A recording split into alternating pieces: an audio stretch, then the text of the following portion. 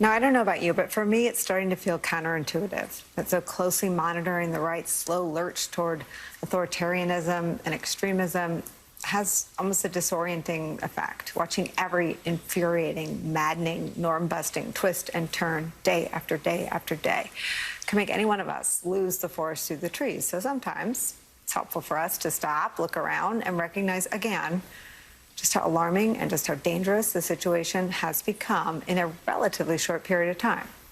So take a deep breath, come along with us, consider what's happened just this week. A sitting United States senator defended the use of a Nazi salute at school board meetings as administrators across this country faced heightened threats from far-right extremists over mask mandates and teaching race relations. The Republican fury over what is actually being taught in schools, ignited and inflamed by conservative media, is the closing argument in the Virginia gubernatorial race.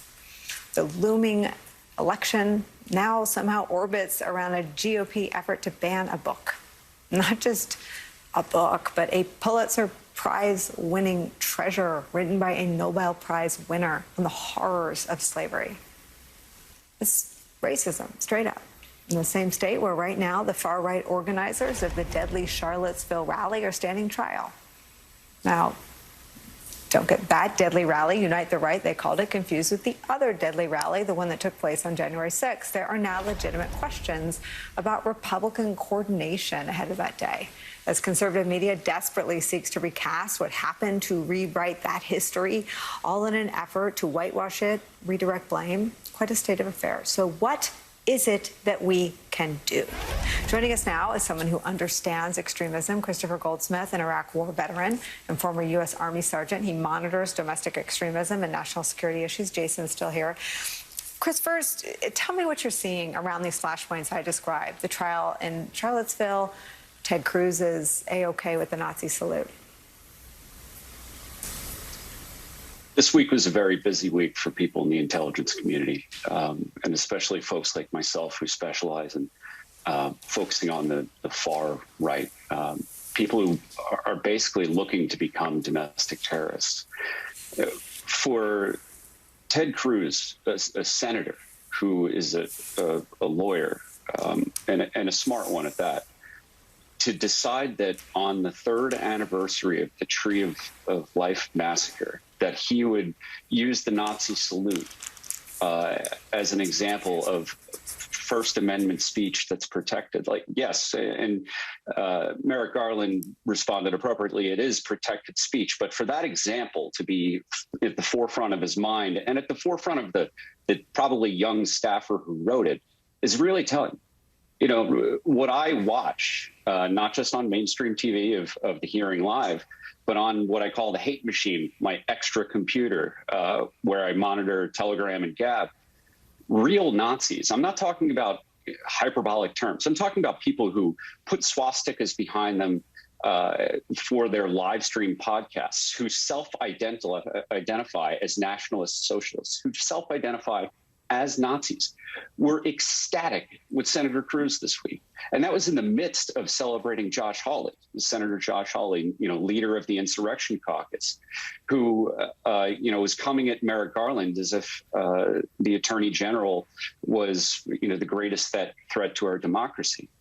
It is truly, truly upsetting to me as someone who went to war for this country to see these sitting senators right now discrediting the intelligence community, discrediting law enforcement, attacking the FBI, attacking the Attorney General, not because of some sort of misconduct, but because of this disinformation campaign that they've convinced themselves that parents are being targeted by the FBI. No, parents aren't being targeted by the FBI.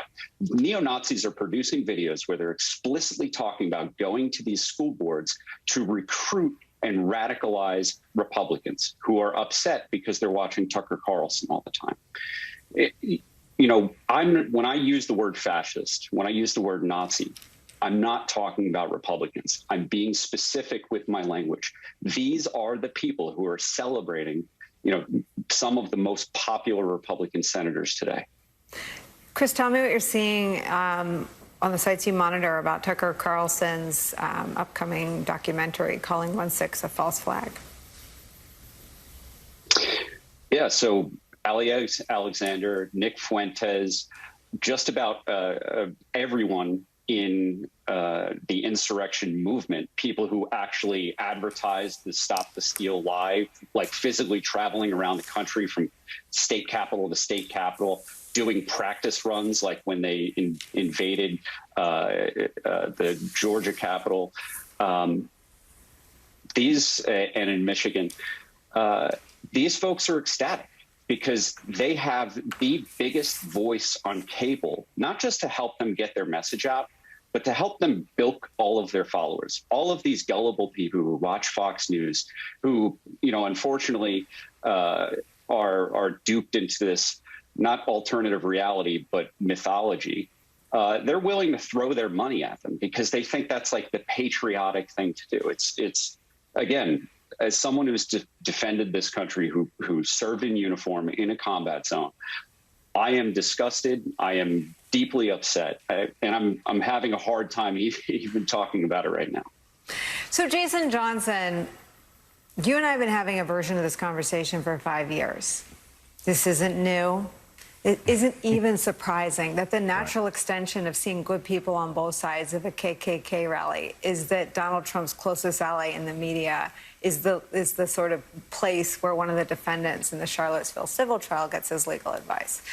That said, we've been breaking the glass now on this program, around this table, since before they were virtual conversations for so long. I wonder why nothing happens.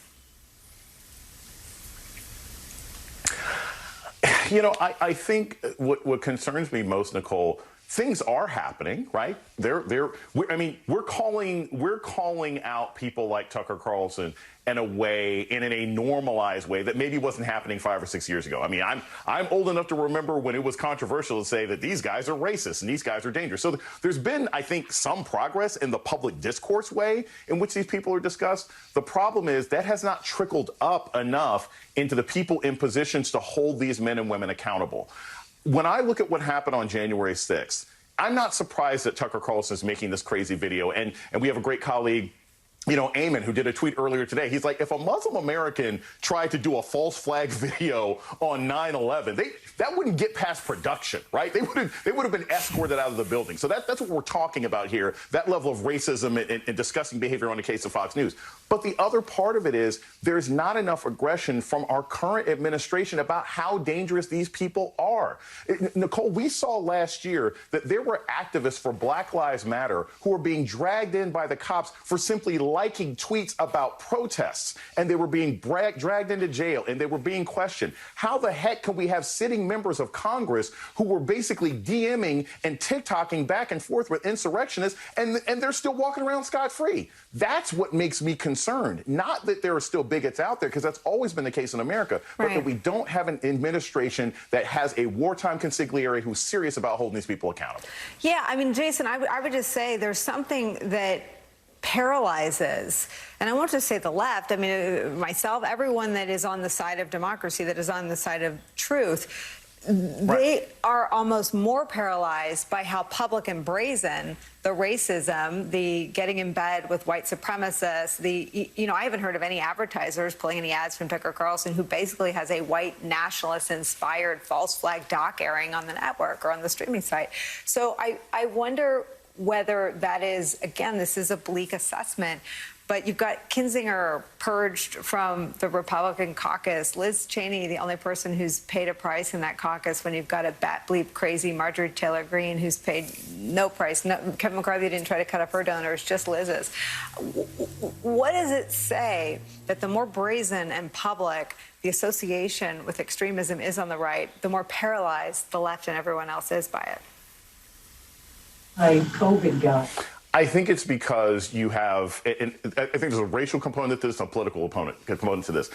I think large numbers of white Americans who are not bigots, and the vast majority of white people in this country aren't crazy white nationalist racists, but I don't think they really understand how their racist friends, neighbors, and colleagues operate.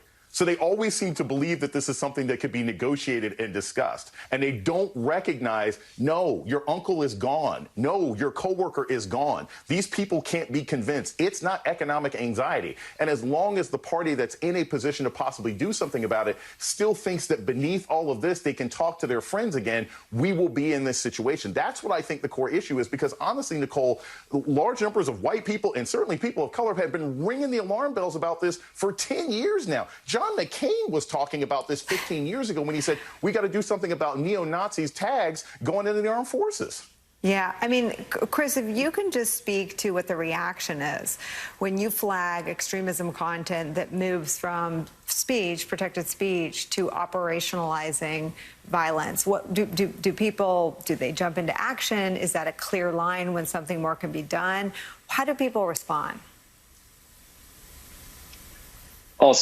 I can't talk about how law enforcement responds to any tips. I mean, that they don't tell me. When I send this to my information to members of Congress, congressional staff, Democrats are very concerned. I can say that in all the years that I've been working on foreign disinformation campaigns targeting service members, veterans, and our families, that's how I got into investigations. I've never had a Republican office reach out to me to proactively see, like, what's going on, who's trying to take advantage of service members and veterans. Because anytime that I mention anything about the internet, all they want to do is say, like, oh, well, you know, we're conservatives, we're being censored. You know, and one of the mistakes that I make, and I've made it on your show, is I come here and I ring the alarm bells, but I don't give solutions, and I want to fix that today.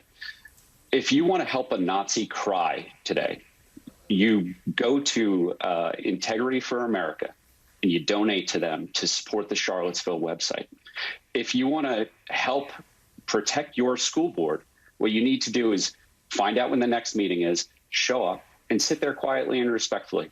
And just watch your neighbors. And when you see the crazy neighbor down the street shouting their heads off, take a video of them. Post it on your Facebook. Post it on Twitter.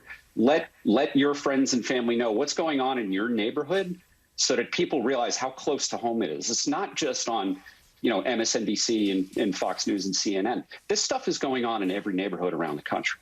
And we can all fight back. You know, make a Nazi cry, go to your local school board meeting, sit there quietly, respectfully, support those people who've been taking so much abuse for the last couple of years, and donate to Integrity for America. We're gonna come back and really flesh all those out in a Make a Nazi Cry segment that we'll make official on another day. Chris Goldsmith, thank you so much, and Jason Johnson, thank you for always being real and keeping it real and spending some time with us today.